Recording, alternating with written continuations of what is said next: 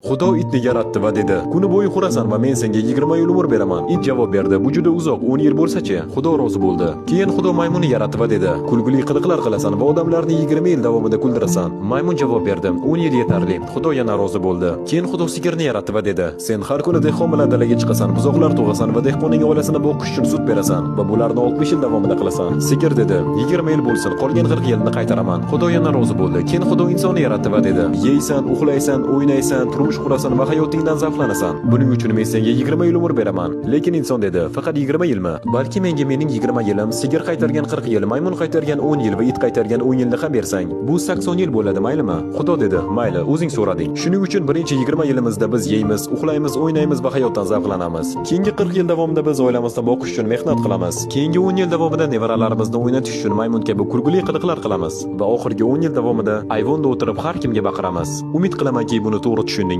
Kommentariyada bitta 100 raqam emojisini qoldirib keting va buni bo'lish esdan chiqmasin.